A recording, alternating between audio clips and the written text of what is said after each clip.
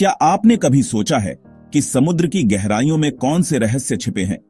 मछुआरों का छोटा सा गांव कोरल बे समुद्र के किनारे बसा था, जहां लोग सदियों से मछलियां पकड़कर जीवन यापन कर रहे थे। लेकिन इस बार समुद्र शांत नहीं था। लहरें अजीब ढंग से उफान मार रही थीं, जैसे कोई अदृश्य ताकत उन्हें हिला रही हो।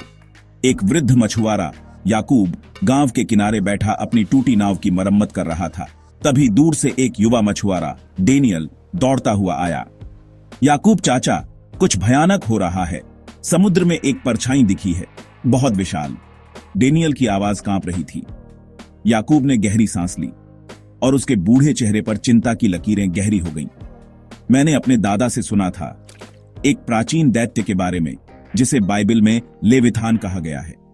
वह समुद्रों का रक्षक है, लेकिन जब वह जागता है तब तबाही लाता है। रात होते ही गांव में अजीब घटनाएं होने लगी। समुद्र किनारे की नावें बिना किसी कारण हिलने लगी। मछलियों के झुंड अचानक मरकर पानी में तैरने लगे। और फिर आधी रात को समुद्र की गहराइयों से एक भयंकर गर्जना गूंजी। गांव के सभी लोग किनारे पर जमा हो गए।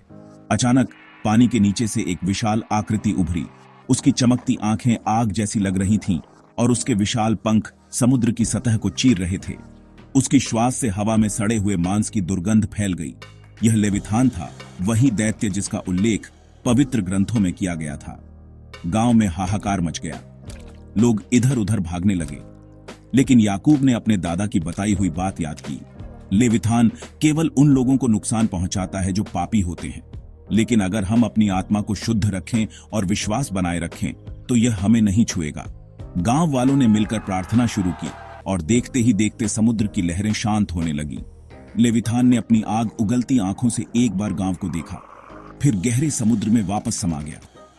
अगली सुबह सूरज निकला तो कोरल बे फिर से शांत था।